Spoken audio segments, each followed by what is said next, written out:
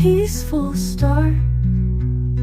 Hopeful hearts awaken, embracing the art in the Hello and welcome to this quick guide in calmer parenting. In less than an hour, you are going to learn my ABCs of communication and the pillars of thought process for connecting more with your child. You're going to learn some tried and tested ways to work with consequences. And we're also going to deep dive into why it's naturally so much harder for some parents to stay calm than others and what you can do about that.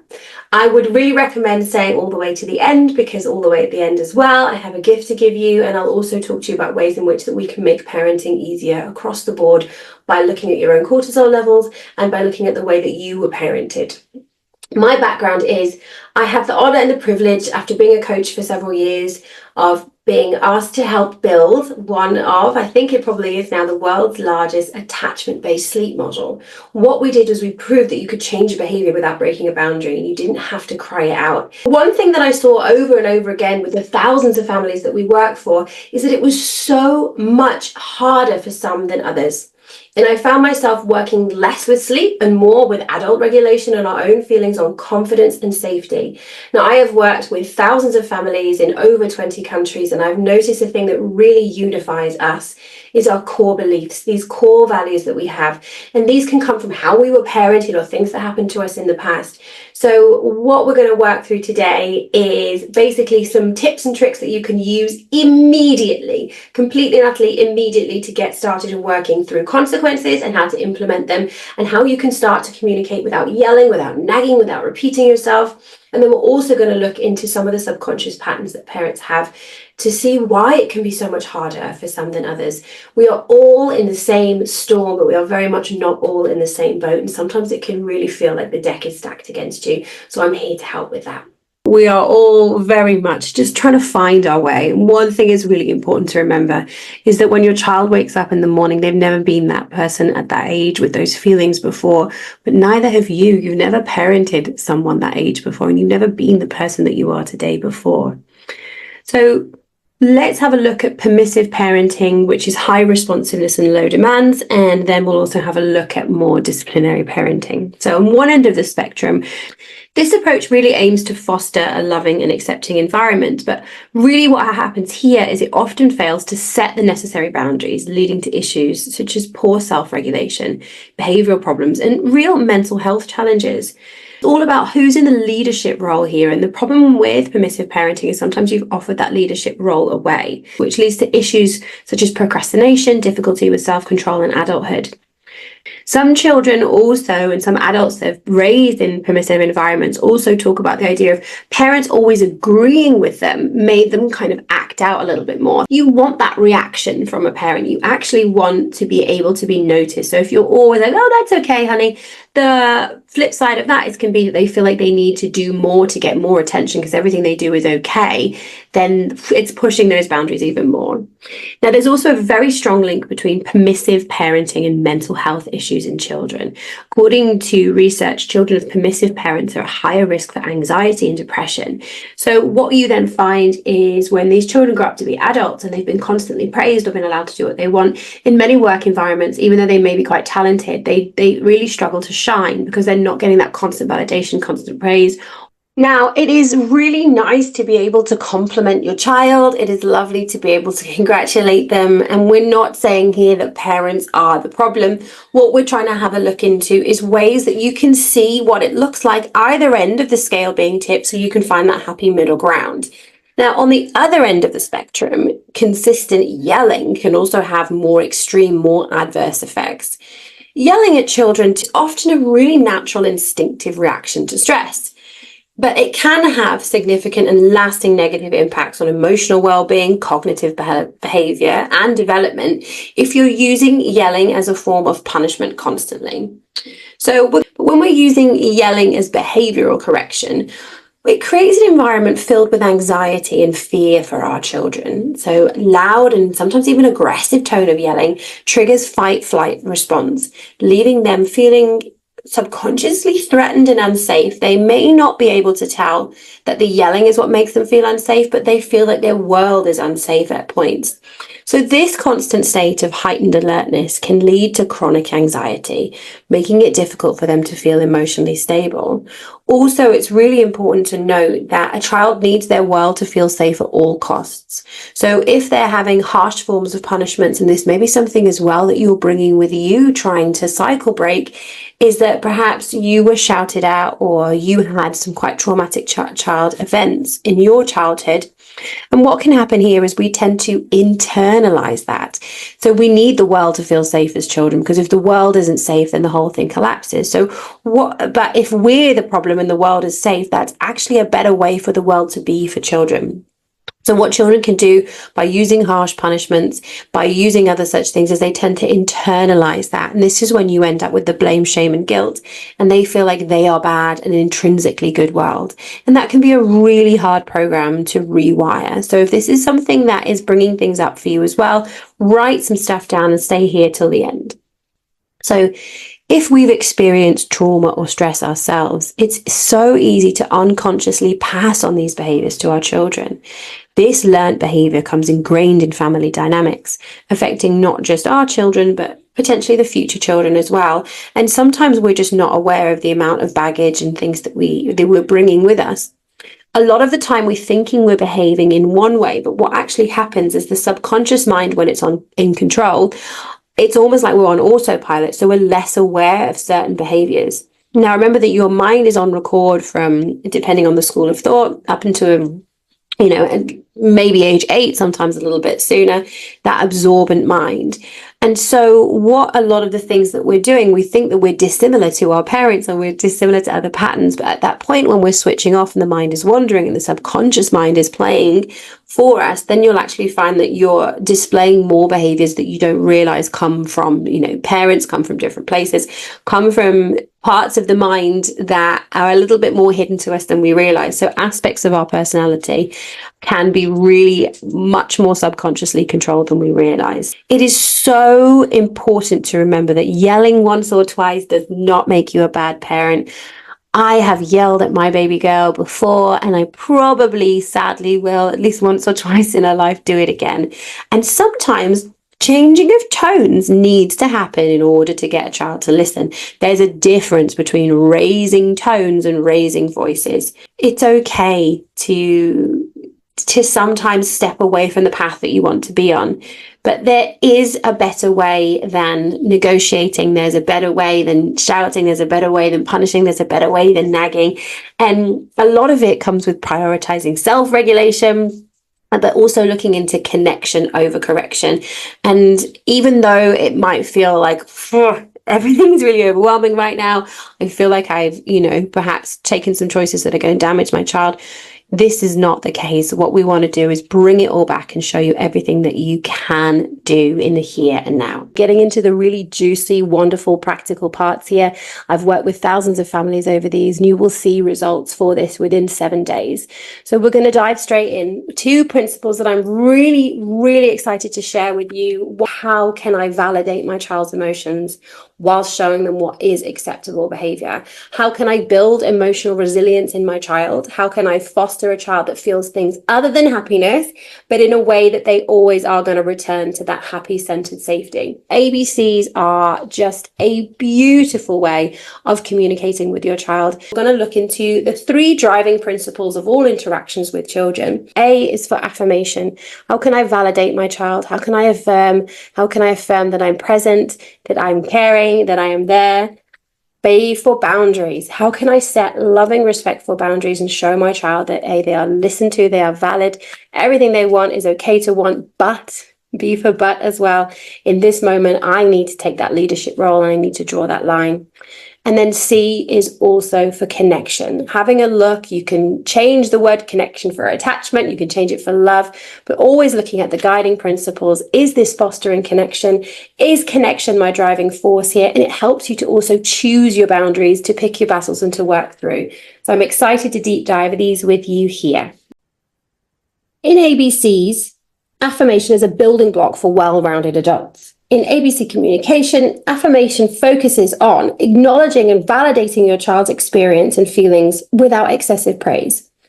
So what this means is that if your child is having a moment where something is a challenge, you affirm and you validate in that moment that you have seen their emotions, you've seen their struggles, you've seen what it is that they're trying to bring to you. Even if they aren't always able to see it themselves, you affirm and you validate.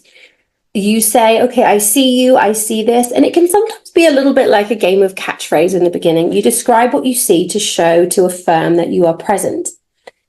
Now, affirmations can also, in this light, there's many different ways that you can use affirmation as one of your guiding principles. So you want to affirm that, yes, you see them. You see them, all their emotions are valid. You want to affirm that you're being present.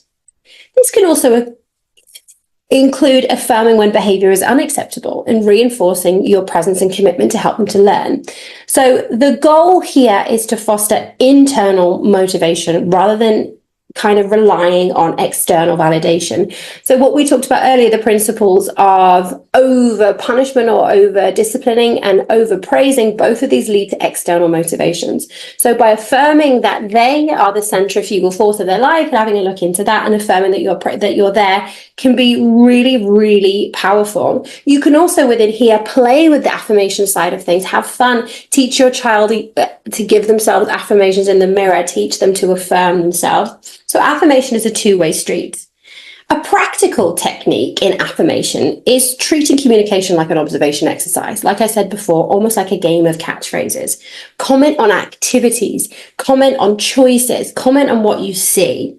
So if, for example, you're together and you're coloring in, really simple example, and you see what your child is doing, instead of going, wow, that's amazing, affirm, oh, I love that you've done that red. Oh, even better, I see that you're coloring this red.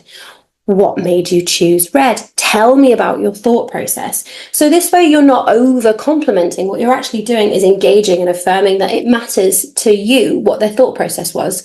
So instead of it being the focus on the end result, getting the praise external, the focus is now on, really, tell me about your decision. Tell me about your process. Think more about the moment that you're in. This leads children into a better state because a lot of the time in life as adults, we feel like we're going to be happy when, but some of us know that in the middle of creating something, when you start to get a new idea, when you're in the process, when you're in the journey to chase whatever it is that you want, the brain is releasing more and more and more dopamine, it's releasing more and more happy feelings. Now, when we conclude a task, when we get to the end of a task, what actually happens is we can calm down a little bit. So the brain releases opiate chemicals, which cause calm. So in that moment, when we finally achieve our task, it's that moment right before that we're done that feels the best to us, after which point the brain starts to then release more calming chemicals. So what we want to do by affirming effort, as opposed to affirming results and affirming that we see emotions, affirming that you see the challenge and validating all these things, is to get used to this idea of knowing how the brain works and knowing sometimes the journey is going to be the biggest piece of the process and really getting on board with that from a young age. Now, when you're using this to speak a little bit more, and I do have whole courses on this, so I don't want to go too deep to overwhelm with details, but when you're seeing challenging behaviors, children just often need recognition of their feelings. And a lot of the time what we see in permissive parenting is rescuing a child.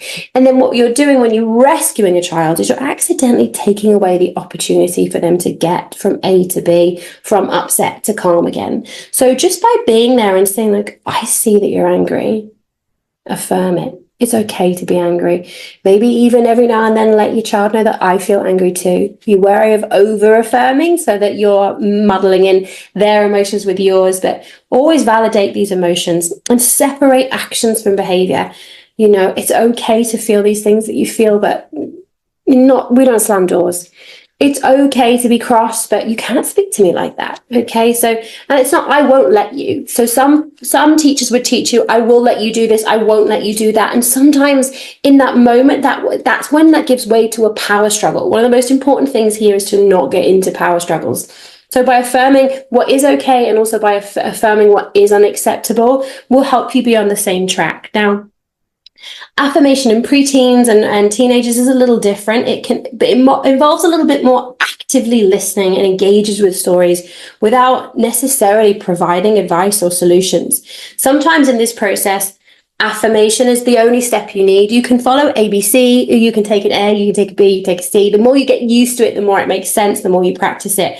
But sometimes with older children, affirmation is just literally, instead of trying to rescue, can be really hard. Children might be coming to you just to need that empathy, to need you to actively listen, to repeat back the important points, and to wait for them. And sometimes when we try and step straight in with a rescue or a response or result, that can actually cause a little bit more distance, because it's like, I don't actually need you to fix it. I just need you to acknowledge and affirm this is tough so that I can move on. Now, if you're in a really tough situation where you're having like huge tantrums, your child's mind will not be able to regulate, simply because the part of the child's mind that is rational is going to be switched off at that point. Now, again, I won't deep dive the science here because it's in several other courses and we only have this hour, but I would love to with anybody who wants to know more. Well, here, in this point, there's no point trying to go to the boundaries, go to connection, go to other things. At the point when your child is at the most disassociated from the ability to rationalize, and they're in that emotional, and the emotional brain is driving the seat up until about 25. So when your child is at the height of tough behavior, affirmations may be all you can do. Affirmation space. I affirm there's space for you here. I see that you're struggling. I'm here if you need me. And just allowing that space. And as children get older, you can say, do you want advice, or do you want to explain to me what needs to be done? These kind of things here that aren't offering too much control, that you can give small ideas of what they want. But in this point, affirming just means I see you, I'm present, I'm here, and I validate your emotions, separating emotions from behaviors. Which leads me into the idea of boundaries. Now, moving into the B, progressive parenting styles like gentle, connected, peaceful parenting, often there's this misconception that they allow children unchecked freedom. And in reality, actually, the core of all of these are very firm boundaries. It's really crucial for effective parenting. So in this sense, boundaries should really be seen as a gift. When we've looked at before what happens when children have too many boundaries, not enough boundaries, how it affects their ability to grow as an adult, then really the importance of sharing this information at the beginning helps to ground in this idea of healthy boundaries, some that are flexible and some that are rock solid, really helps children, help us guide our children to them becoming the person we really want them to be, but more so the person they want themselves to be. Let's have a look into a difference between a boundary and a request. Now, this is important. Now, this is what a lot of people get confused with. And then it can feel like I put a boundary in place, yet somehow not being respected, which can lead to sudden swap from accidental permissive to yelling and so and so. A request implies a desire for the other person to do something, and they can choose to deny it. Sweetie, can you turn the telly off, please? Listen, I've told you to turn the telly off. Can you please turn the telly off? Listen, I've said turn the telly off 4 times. No, you haven't. You've asked nicely 4 times.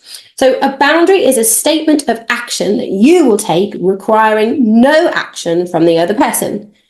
All right, you've had enough telly. Turn it off now, please. Child doesn't turn off. Okay, cool. Listen, I'm just going to take the remote, turn it off and put it up there. Now you've stepped in. You've created some kind of physical change in the environment where there's nothing needed to do from the child in order for you to get the response. Now, in both scenarios, you can look at both as boundaries, but you can also look at boundaries as rules, things that you're wanting to talk about in terms of if we do this, this is going to happen. When we do this, that is going to happen. And this is what we're going to look at in the consequences section behind. But really here, when you're looking at boundaries, what's really important is to remember the difference between a boundary and a request, particularly when you're trying to change behavior, which can take time. Now, and a lot of what we do here, if you can find your own calm and you can truly understand boundaries, you'll find that you need to do less behavior correction on your child and a little bit more behavior correction with parenting sometimes. Not, again, no blame, no shame, no guilt on anybody's point of view. These are just really wonderful ways that you can stay on the same team, but still be the captain, the leader of the team.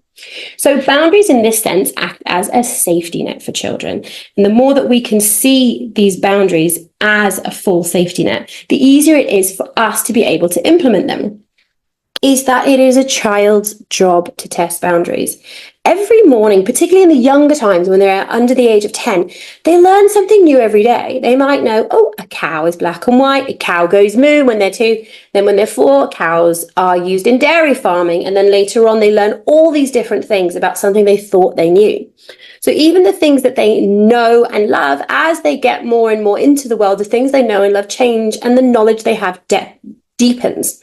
So within here, as they're learning something new every day, it is their job to get up every single day and test every single boundary to check if it's still the same. I often joke about the old Jurassic Park movie with the raptors testing the fence for weaknesses. This is what children do on a daily basis. And it's not that they're looking for weaknesses in parenting, but it helps them to know, how far can I go? How far is pushing it too far? And the only way to know when you're pushing it too far is to literally push it too far. And that can be really exhausting. But there are 2 points that I adore, 2 quotes that won't be new to everybody, is that your child is not giving you a hard time, they're having a hard time. But one of the most powerful things I've ever worked with in parenting is turning that around. You are a good parent having a hard time. You're not a bad parent giving your child a hard time. So be crazy gentle with yourself. Boundaries can be very, very difficult to implement. And the best way to do so is one of the best ways to do so. Every family is different, but acknowledging and validating a child's emotions while setting clear limits on behavior. And we talked about this a little bit with affirmation before. It's important to note here that the way that I go about things is not really looking for correction, particularly more so for that connection, for that understanding within there. So when you look at and you try and remember everything, looking at boundaries, looking at these things from your child's point of view, and you look at the boundaries that you've chosen with the 2 other principles, with affirmation and connection as your guiding principle, then you can see that sometimes some of your boundaries may be slightly incorrect or slightly overpronounced or underpronounced. And it's always good to be able to know when you can pivot. You know, imperfect parenting, you can back down on some boundaries. There are times consistency, yes, is key in parenting, and you hear this all the time, but it's good to revise some boundaries and see, this is the one that's causing me the biggest issue. Why? When you're talking about boundaries, you can affirm, listen, I affirm that you're struggling right now. And you can add the but. I see that you're struggling right now, but actually we don't hit. Okay, hands are not for hitting, hands are for loving, gentle hands and other such things. So being very clear and plain. And what you can actually do using this, is if you want to use it as conversation framework, is affirm, set the boundary, and then try to connect. We'll talk about that in a second. So that will be when you're kind of talking about boundaries and you're explaining boundaries and you're putting boundaries in more in the request. However, if you find yourself stuck in a loop of explaining boundaries, then actually this is the time where you step in and you create that solid boundary where nothing needs to be done from there. Now, moving on to the C here. So connection is the foundation and driving force behind all interactions in ABC communication. It goes kind of beyond exchanges of behavior-based reward systems and other such things, and aims to really create that profound bond. Now, one thing that we talk about in terms of boundaries, and we're going to look at consequences, so the boundary section will make a little bit more sense in a minute, is this idea of safety limits and other such things, and not trying to overcorrect, not trying to punish. So connection is really about the internal motivation. The reason that science has shown that reward systems, sticker charts, and timeouts don't actually work over time is because they teach children to perform. It's performance parenting, it's performance.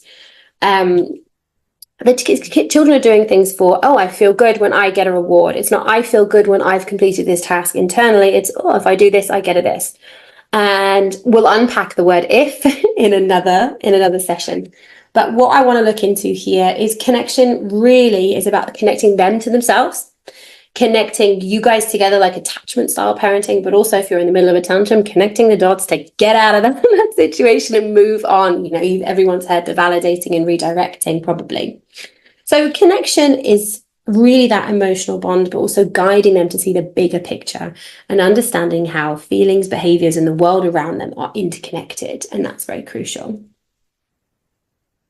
So one thing to ask yourself when we're going about these, without going too deep into the conversational framework of this, is ask yourself the connection question that I adore. And this is a really great way of checking in and saying which boundaries you need to push a little bit more on, which things in terms of behavior or things that you're kind of pushing into parts of your routine that may have served their time. Let's put this into the idea of co-sleeping. When children are very little, you may have chosen to co-sleep, you may have not to. All perfect decisions for your family, whatever works for you.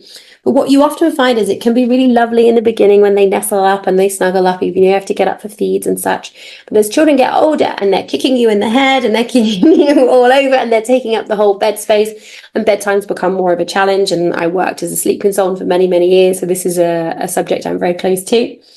When you get to that point where your child is co-sleeping, but you're getting kicked and they're waking up so many times that it's actually making you exhausted, then you need to have a look into that idea. Just as an example, is this fostering connection? Am I feeling close to my child with what I'm doing here, with having them in this bed? Or actually, am I feeling like almost disconnected myself because I'm feeling lesser than or out of the circle? So a lot of the times what we do as parents as well is we give away large pieces of ourselves. And what that can lead to is a disconnection from the self, which then leads to just a struggle within there, which can also then make it more difficult to connect with your child in an honest place. So just asking the question, is this behavior, is this boundary, is this part of my routine still fostering connection? Or has this practice served its purpose? Really helps in the decision making on which boundaries you really want to be like, I know this is a good one. And there are going to be some boundaries, like you can't have your phone for 10 hours, which isn't going to foster connection in terms of the argument that the phone has. But when children are off the phone and they're present with you, then you're going to have that connection time as well. It helps you to have 3 principles. Affirmation: does my child feel validated? Do I feel validated? Does this feel like something that should be affirmed? Or do I feel like I'm pandering? B, moving on to boundaries. Which boundaries are the ones that I really want to stick to? Do I know the difference between a boundary and a request? Is my child aware of the boundaries? And then also, is this behavior fostering connection? Or in terms of leading out, staying onto the attachment, but leading out of the tantrum situation, of the challenging behavior situation, of the big argument situation. Be careful here that when you're connecting out, you're holding space and you say, look, I'm here when you need me, come to me when you need me. And then maybe you just stay silent. Or you connect to say, look, I know your homework's really hard. I see that it's hard. I'd be frustrated too, but we're not going to destroy it. We have to finish it. Let me help you. Let's do it this way, or would you rather this way? So you're offering free will. You're not giving back control, but you're connecting the way out. So A, B, and C helps you just to have a look into who's in the leadership role, and also what's leading the decision-making process. Is it that idea of connection? Is it that idea of affirmation? Next point that we're going to look into, which is going to really help with the boundaries section, is 5 steps into a really healthy way of teaching consequences and teaching discipline without punishment and with mutual respect. Now we're moving on to consequences. This will help to make the boundaries section make a little bit more sense. Up until now, we've shared some flexible constructs. We've shared some intellectual constructs. Here, these 5 steps are all really easy to implement, super practical. And with combining these with your ABCs means that you will be able to see results by the end of the week. Now, our goal here is to raise healthy, well-adjusted, emotionally resilient children with the ability to self-regulate. In as much as you want to raise a child that is happy, having your children happy all the time should not be the main goal. Sadly, when we're doing parenting right, it does mean that your child might not be your biggest fan a lot of the time, but that is okay. You can lead the team and stay on team whilst giving some correction, whilst giving some consequences, and be able to do that in a loving way, that as soon as the consequences are over, as soon as the boundaries have been put in place, you can go back to that happy, loving space. So let's start with the first step. Each step is related to an R. We're going to have respect as the first step. This is really important. Respect is something, even in parenting, a lot of us have triggers, a lot of us have responses from the idea of the fact of being disrespectful. It brings up a lot with a lot of the parents that I work with, a lot of the reprogramming that we do. Respect and mess tend to be one of the 2 biggest things. So we want to look at consequences being respectful. We want to ensure that consequences are related to the behavior. We want to make sure that consequences are, step 3, reasonable in duration. This is very important. We want to make sure, step 4, that they are revealed in advance. And step 5, perhaps the most powerful step, is that they are repeated back to you. Over the years of working in parenting coaching and also female coaching, a lot of what I've seen in many relationships, professional, loving partnerships, and also with parenting, is one of the biggest points of conflict is mismanaged expectations, not being on the same page. And particularly with children, their brain works in a very different way to your brain working. So you'll say, okay, we're going to do this, this, and this. Your child will agree. They will have heard what they want to hear, or a version of what they want to hear. You think you explained well. And then when it comes to transition into tasks or transition into things, you'll find this big blow up happens because you weren't on the same page. You weren't really reflecting what each other's intentions were. Now, so let's deep dive into these immediately. Now, respect. Respect in parenting begins with understanding that children are individuals with their own thoughts, their own feelings, and their own perspectives. They may, yes, be younger and less experienced, and a lot of the time perhaps we know better, but their views are still valid, they're still important, and their experience is still valid. If you think about some of the greatest lessons in life that you've learned, they didn't come as happy lessons, they come as tough lessons. So a level of respect in here is also respecting that your child, without being rescued by you, can work through problems and work through solutions. Another one of the key aspects of respect is listening actively to your child. And when you're practicing respect as much as possible and you're listening actively, you're more involved in their life. You bring yourself into their world and you respectively play along with these things that they're loving. And this, when you're practicing respectful parenting, you get to know your child better. So you get to know which consequences that you can use will have the biggest impact on their motivation internally, as opposed to the biggest impact on their sense of self, or that crossing that line of punishment. So this means as well, when you're practicing respect, giving your child full attention when they speak, repeating back key words and showing that you value what they have to say, avoiding interrupting or dismissing or solving things really quickly, and sometimes just holding space for feelings, as we talked about before, even if you might disagree with them. Now, I'm not saying that you need to live on constant censorship. If you really disagree with your child and you feel like you need to talk about it, there's a respectful way, acknowledging and affirming, and then saying, here's an idea. And a lot of the time, particularly with younger children, and then again, massively with teenagers, the things that really upset them may seem really trivial to you. But in that moment as well, remember, if they've kicked into fight, flight, or freeze response or fawn, what you're probably seeing is that their danger sensors are on high alert. So if they're behaving like this ridiculous situation is life or death, it's because their mind evolutionary may have convinced them that it is momentarily. So stay with them for that course. Okay, so another important aspect of respect is acknowledging your child's individuality. Each child is unique. They have their own strengths, their own weaknesses, their own interests, and their own quirks, and they may be really similar to you. Your child might be your polar opposite. So celebrating these differences, respect here, and this is the key point in consequences, respect involves setting clear and consistent boundaries. Respect is a two-way street. Your child won't respect the boundaries if you say, okay, we're not going to do this. All right, we said we weren't going to do this. One more cookie, please, mummy. No. One more cookie, please, mummy. No. One more cookie, please, mummy. No. Okay, you can have just one more. Your child won't respect the boundaries, and you're not showing self-respect for the boundaries if you're constantly fluctuating. The opposite happens, where you actually teach your child not to listen to you if you set a rule and then change it. So it's always good to have a look into what rules you've decided you're going to have. And yes, you can back down on some rules. Not every boundary you set in place, you need to stay on that hill. But it may seem counterintuitive, but actually children feel respected when they understand the rules. Remember, we talked about boundaries as safety nets.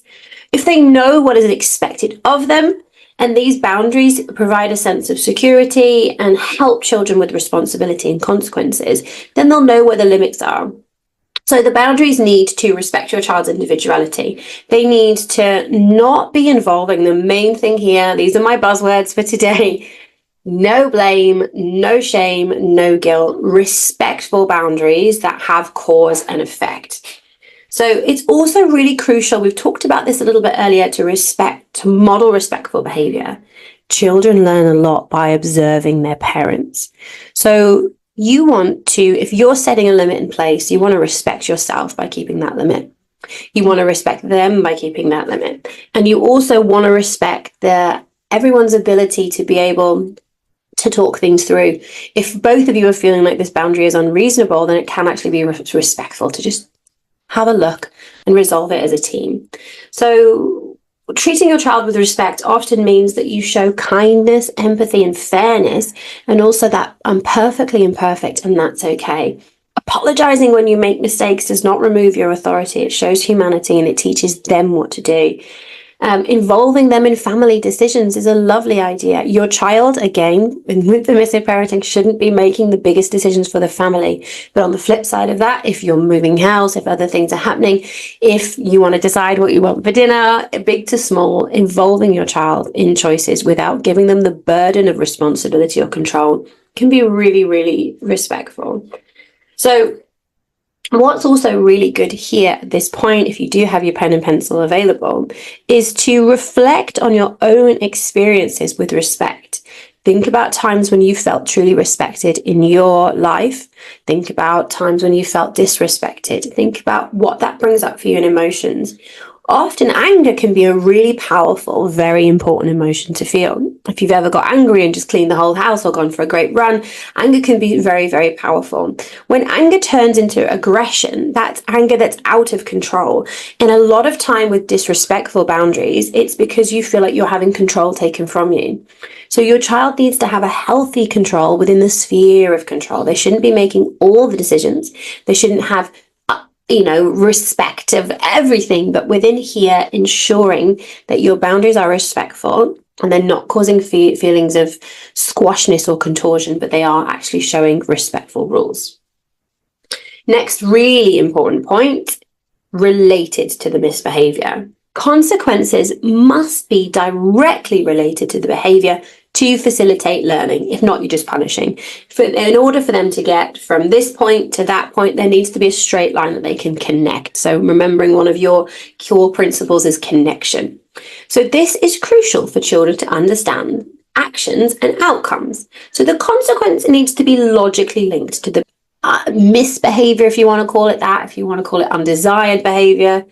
It becomes a powerful teaching tool when they can join that line themselves, helping a child to understand why behavior is unacceptable and how they can improve it. So examples, if they're refusing to wear a helmet on their bike, the natural consequence for that is thinking about it, that logical consequence is that, okay, you're not allowed to take your bike out until you can consider your own safety. It's directly related, it's immediate, and it gives the importance of safety, but it also gives the opportunity for them to have a little bit of control to make a choice to put the helmet on. Similarly, if your child doesn't want to, let's say, brush their teeth, they lose privileges related to consuming sugary foods. Now, what I would also like to put in here is sugary foods are not as treats. So you can't have any treats. You can refer to sugary foods as brain foods and vegetables as body foods, for example.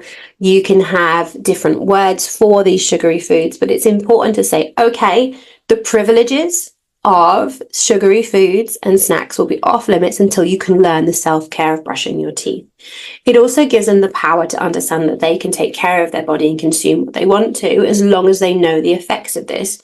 Now, the reason that I say here I wouldn't call sweet foods treats, and I also wouldn't use any food in any reward system. We are not dogs, we are humans. But also there's a lot of the work that I do, I also have a gastric band program for emotional eating for parents. So you want to really ensure that anything to do with sugary foods or anything to do with foods is not given as a retreat or emotional reward system. We have kind of a pandemic in the West of child obesity and diabetes, so be careful with anything to do with punishment or consequences to do with food. For older children, consequences can be tailored more to the level of understanding.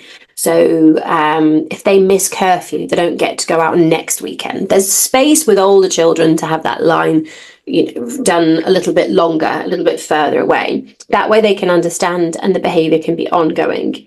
If they don't turn off a device when asked to, they can lose the privilege of a device for a set period of time. These kind of things, it's clearly related to behavior and helps them understand the importance of following the respectful rules that you've put in place. Now, you can't really do long-term consequences with young children. If a child goes into a playgroup and they hit another child, the consequence needs to be immediate. Bearing in mind, if they're in a tantrum state, you have to wait for them to be regulated. So you have to give it a minute or two for them to calm down, to explain. But if they hit a child, if a child is playing with a toy hammer, they hit the other child with the hammer, the immediate consequence is the removal of the hammer. You hold space for the tantrum and then afterwards you explain. You can't tell them next week that they're not allowed to go because they hit little Tommy with the hammer, because that's too far away and you miss the opportunity. So wherever possible within that, depending on the age of the child, with tots, you've got to do it immediately. With preteens, you can do it within the hour or so, but as children get older, you can kind of see how you can stretch that out. But as wherever possible, you may not be able to talk about the consequences in the moment until your child has regulated, so take that place. But it's important to ensure that they're applied as immediately as possible. They need to be age appropriate and reasonable in duration. The goal is to teach, not to make the child suffer and not to make the child feel that they're being punished. So if a young child throws a tantrum, disrupts a session or such things, this, again, what we talked about here, it's got to be immediate. You can't be 2 or 3 days later saying, no, you can't do this because of that, because the cause and effect will not be there. Here's a really important one that I also find works well in business, in relationships, and many things. If you can't think of a solution quick enough, so if you're trying to implement a new process and you really can't find a way of implementing the process, maybe there's no place for the process. So the same thing happens in parenting. If you can't think of a related consequence within a certain frame of time where you're really struggling, it may be just best to let that go. Not every situation requires a consequence. Sometimes behavior might not have an immediate or apparent consequence, and that kind of fits in. So in these cases, just having a chat, or not trying to force in something and be like, okay, Polly said I need a consequence for this, but in this moment it doesn't feel right. There needs to be a level of things being natural. Now, there's a difference between natural consequences and things feeling natural. Natural consequences don't involve any running interference from you. And also, if they feel contrived, if they feel unfair, then you're going to shift the focus from learning to that dynamic of the distance between you two, because you're punishing me because I feel like I've done something wrong. I feel like you're being wrong. Then the focus shifts to the anger of the consequence. I mean, with teenagers, you might get anger anyway. But make sure that they are fair and they're related. Say your child hasn't brought homework home from school. You can discuss how forgetting homework impacts things and strategies, and then remember it next time. That kind of approach fosters problem solving. And in the greater scheme of things, I mean, I don't really know how I feel about homework, but this is something that we all have to deal with. But logical consequence for that is just having a chat about it. You wouldn't be like, okay, you've forgotten your homework, you have to do 10 other pieces, I'm going to make it for you. So, I mean, there's a level of common sense in here. So, consistent application as well of related consequences reinforces the importance of rules and boundaries. It helps them to understand that rules aren't arbitrary, but they are there to ensure safety and fairness and harmony with the family. So, when you're going to do this, another really important thing with these rules is to ensure that there's something that you know as a parent that you can stick to. If you struggle with boundaries and you're trying to go overboard with consequences that make you feel uncomfortable, sometimes in parenting we're going to just live outside the comfort zone. But you need to be able to know it's something that you can be consistent with. Being inconsistent they won't believe in the system, they won't respect the system, and all the cards of the card house will fall down. Moving on to reasonable. They need to be reasonable in duration. I've touched on this a little bit before in the last one. They need to also be tailored to the child's age, development, and maturity. The primary goal is to teach.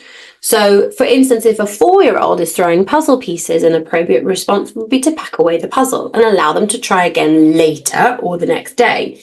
This is a short, manageable period that gives a child clear message about the behaviour without overwhelming them. It also provides an opportunity for reflection. In this point, you can even replace the puzzle with a ball. Always look into terms with children of speaking in the positive. Always think about ways, when we're talking about consequences, the rhetoric can sometimes be to move into what children can't do. And children think in the positive, so always thinking about talking about what they can do as opposed to what they can't do. So what do I mean by this? What I mean is, when we're looking at the consequences, we're often looking at the undesired behaviour. But when we're focusing on talking with children, you want to talk about the desired behaviour. So in the instance of throwing the puzzle pieces, when we say don't throw, the subject of the conversation is throwing. When you tell a child not to climb when they're halfway up a wall, they don't hear the don't, they go, don't climb, fantastic, I'm already doing that, let me just hike up a little bit more. So also what's important here with the language that you're using is to talk about the positive. So when we're talking about this child throwing the puzzle piece, you can talk about, okay, please do not throw. You can place the pieces in gently. You can place the pieces in here. You can throw a ball. So it's all about the positive. So always try and make the subject of the conversation when you're teaching, when you're working through consequences, the desired behavior as opposed to the undesired behavior. Okay. Now, when we're determining the duration of a consequence, consider the child's ability to understand and learn from the experience. It's also important to evaluate whether the consequence is working as it's intended, and this is what we talk about flexible boundaries. If the behaviour doesn't improve or it worsens and you're finding you're lengthening time, it may give you an idea that the consequence probably wasn't appropriately structured, or it wasn't directly related, or it was a punishment, or it's led to frustration, or you've been using the same consequence for so long that it's just lost all meaning. What's a really good thing as well is to change things up, to flip the script a little bit. So if it feels too light, they'll probably want to do the behaviour again. If it feels too harsh, they may focus on the feeling of injustice. So consider the emotional impact as well. Extended punishments or harsh punishments can lead to feelings of isolation and despair. And what we really want to do with consequences is have respectful conversations, have a respectful home, and teach emotional regulation, as opposed to force your children to obey you. I don't believe in this idea of a hierarchical need to obey. Respect is mutual. As parents, yes, we deserve respect, but also there's a level of it needing to be earned. So always think about the idea of shorter, more frequent consequences. Allow for ongoing feedback and multiple opportunities for you guys to practice better behavior as a team. So this approach fosters more resilience and encourages children to keep trying even after making mistakes. So having a look into that, making sure they're reasonable is vital, but having that balance and sometimes going for, okay, what can I think of in the moment that comes to my mind more naturally is probably better than going away and devising, Lex Luthor style long, villainous plan. You want to be the team leader. You don't want to be the villain in this scenario wherever possible. Sometimes, unfortunately, we have to wear the villain hat just in order to help. But wherever you can, try and think about that connection. Now, another revealed in advance. For consequences to be effective, they need to be clearly communicated to children in advance. This allows them to understand expectations and potential outcomes. So it gives them the power to make a better decision. When the kids are aware of the rules and they really understand them and they know that A equals B equals C, in terms of this, then it gives them that chance to be like, ooh, halfway through I might change my mind, or I may have, even in the middle of creating a mess, the middle of creating a mistake, even as adults, sometimes we get that intuitive feeling and we don't stop ourselves, then we get into a muddle, and it's always sometimes in the middle of the muddle that we go, whoops, put on the brakes, I shouldn't be here, I shouldn't be doing this. So giving children the knowing exactly what's going on and sometimes allowing them to get into the middle of the muddle can be really useful. One of the primary benefits of revealing consequences in advance is that it provides a clear understanding, fosters a sense of autonomy and responsibility. By knowing the rules and consequences, they can feel more in control of their actions. Remember, they need to have enough control in order to feel empowered, but not enough control to have that burden of control. If they need to feel in control in order to feel safe, then you've given control as an illusion of safety, and it is up to you as an adult to take that control back. Control should be given for them to be able to understand expectations and for them to have the power to choose. And I'm happy to break this down further, but I want to stay as close within the hour as possible. When you tell them what's going to go on before time, it reduces the likelihood of power struggles because you have chatted over it as a team. Now, the most important thing, well, I keep saying the most important thing, it's a buzzword for me, but a really important thing in parenting is these power struggles. Children don't always understand what is negative attention, shall we say, is that if they're being shouted at, if they're getting a large reaction, they're getting a big response, they're looking for that large response. And sometimes, even though the large response is not always desired connection, they're still getting a big response there. So you want to be very careful not to be getting into power struggles. And a really good way of staying out of the power struggle is when everyone is in a regulated state making deals. It's also really important to understand that a child can agree with one thing in 1 minute. A 6-year-old might agree with one thing in 1 minute, but when they're dysregulated another time, completely and utterly disagree with it. And then going back and saying, you promised, you said, is not the way to go about things. Refer back to the rules neutrally, like it was agreed upon this. We know as a team the consequences are X, Y, and Z. Not you promised, you said that, and you did something wrong. Try wherever possible not to make your child the subject of conversations like this. It's similar to when they get too big to fit in their den. It's not, oh darling, you're too big for that. It's that is too small for you. Little things like that that remove that fault, that blame from them. They want to get on a ride, but they don't reach the height. It's not that they're too small. It's that the height thing is too big. I'm being really eloquent here. But understanding that it's not you said this and now you're taking it back. It's neutrally talking about this idea of consequences have been set. This is the agreement. It helps them to be able to trust themselves by not absorbing any of that shame from going back on their own word. It creates transparency and communication, helps them to see the fairness in the process when they're regulated, and also helps you to be like, I'm not going to argue with this because this is preordained. This is written in the stars, or more so, we've put it on the fridge. Related consequences and revealing the consequences in advance helps to allow for teaching moments. You can explain reasoning behind rules and consequences, helping them to understand the bigger picture at a different time. It also helps with older children as well, involving them in the consequences, helps them to understand and cooperate. So you can ask them like, okay, so I think that if you break curfew, you won't be allowed to go out for 2 weeks. Is that fair? Why isn't it fair? And then you can actually talk to them about their feeling. And you can also say, okay, well, from my point of view, you're supposed to be home safe where I know where you are. X, Y, and Z can happen. And I don't want to make you scared. I want you to understand that until you are a fully fledged adult, and that doesn't always mean 18 or 21, it can mean a bit older, till you're mature enough to take care of yourself, I have to keep you safe. So in this instance, if you can't show me that you can take care of yourself as well, then I need to be able to take that control away. Okay, so clear communication and expectations also helps reduce anxiety in children. So uncertainty can be stressful, and not knowing how you're going to respond or how you're going to react, or if this is okay or if this is not okay. So what's really good is for everybody to kind of know what's going on, to know what's acceptable, to know what's not acceptable. There's always going to be a brand new behavior that is going to surprise both of you. Like, where did that come from? But for the most part, making a conscious effort to let people know, to set that safety net, to let kids know what to expect in the world around them. Even when it comes to consequences, actually really helps them to have that sense of safety and can help them lower that level of anxiety.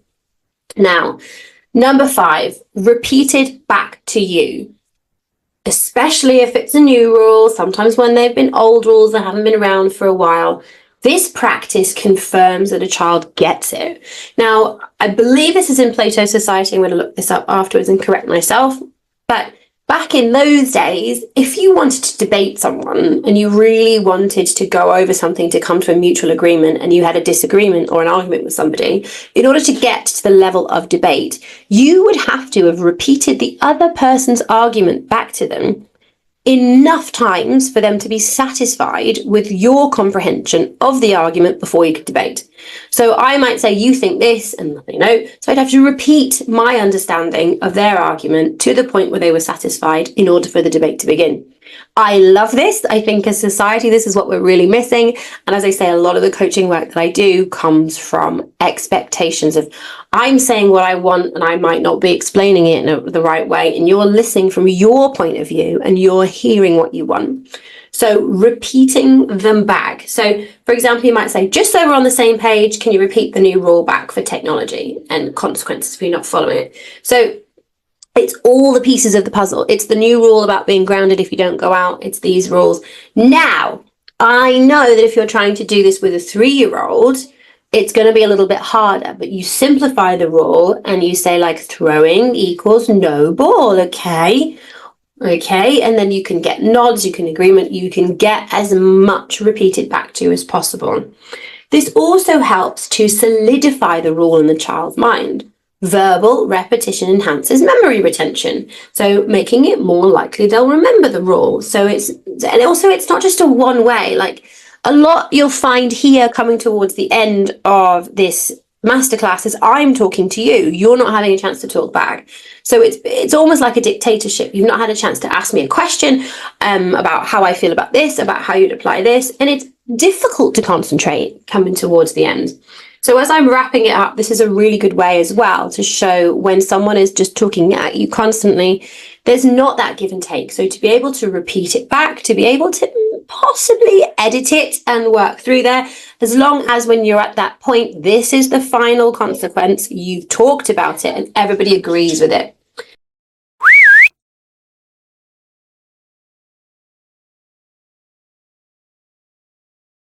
This approach provides the opportunity to also correct any misunderstandings immediately.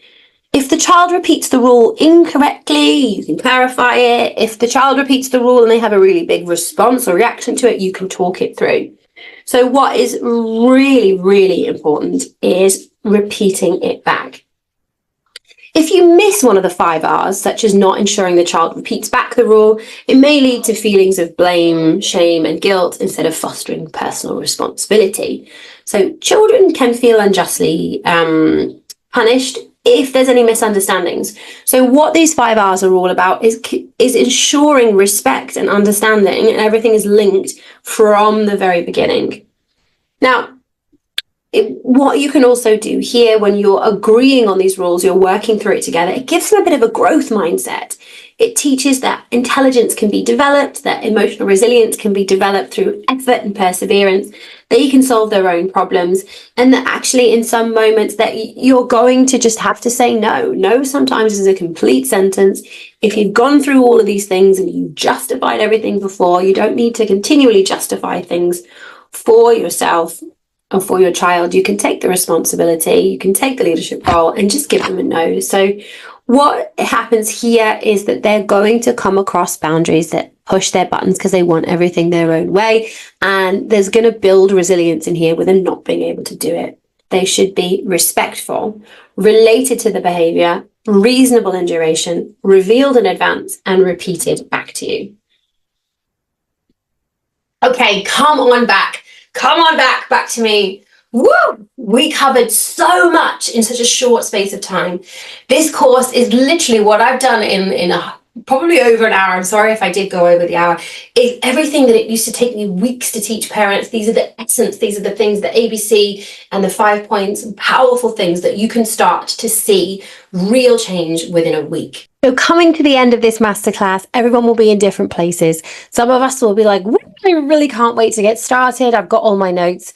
Other of us will just be exhausted from listening for an hour. Stay with me just a few moments more. But some of us may be thinking, I feel like I've tried this and I'm just not getting the results that I need. If you're coming to the end and you're feeling a little bit frustrated, like, I feel like a robot when I'm trying to do all these things, or I'm still not connecting, or I understand what to do, but in the moment, I just forget everything and I lose my mind anyway, then you are in the right place. And I'm so glad that you're still here.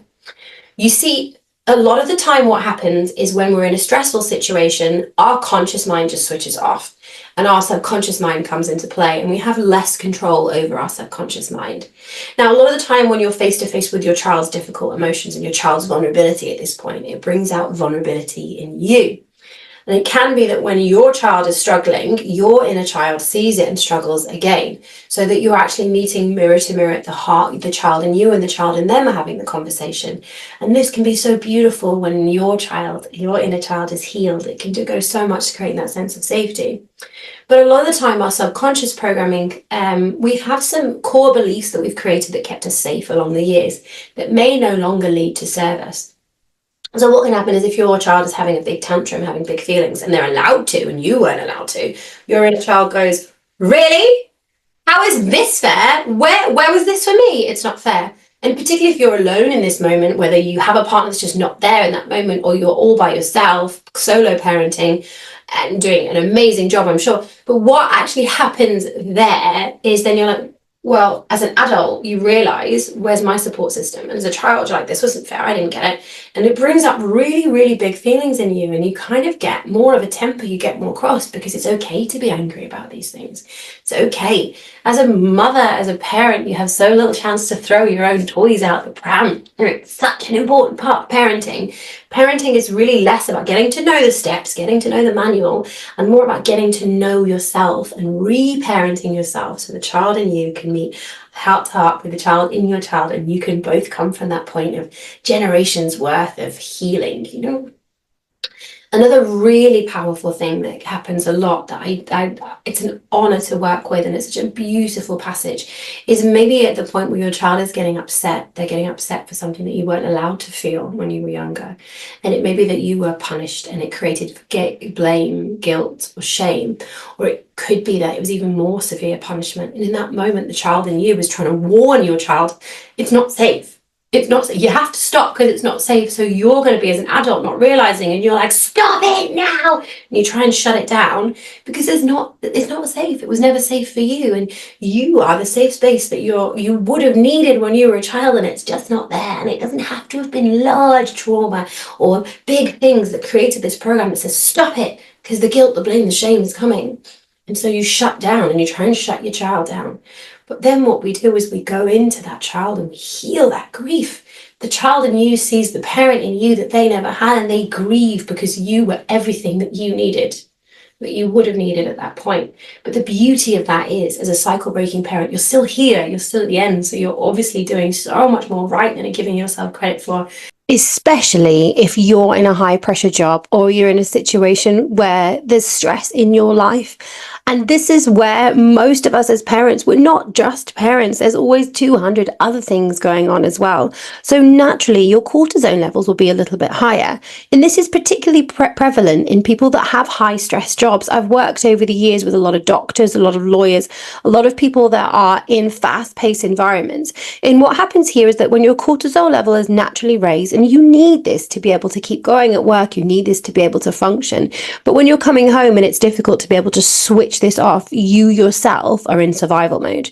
You're in fight, flight, freeze, or maybe even fawn. So that your ability to make rational decisions, to remember all the steps, and to be able to respond rather than to react to your child will be naturally much lower. Well, you may have had an idyllic childhood and really excellent parents, or pretty much a good ride of things, but you're still really struggling.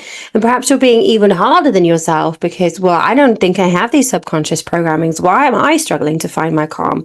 When in fact it is a lot to do with the sides of your brain that are readily available. Very similar to when a child has a tantrum and their logical mind is switched off. It may be that you're just living in functional fight or functional freeze or one of the other states, in which case it's going to be so much naturally harder for you to be able to find your calm.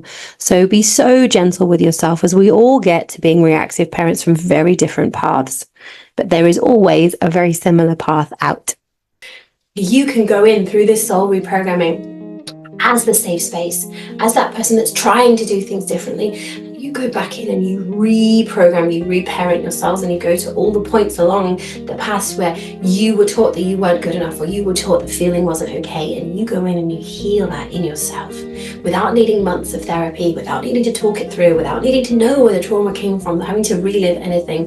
The subconscious knows, and it's called soul reprogramming. We work on that subconscious, on that deep soul level, so that you can reparent yourself as many times across the past as you need to, so that then you parent heart to heart as a less reactive, more responsive parent. It helps in so many different walks of your life, because you build back confidence, you build back that love, and you understand that you are worthy. So to be able to go back in and do this healing is so wonderful. I see so many parents not realizing that they deserve you deserve your own love, care, and attention. And it's okay to do things for yourself. It's not selfish, it's self-full.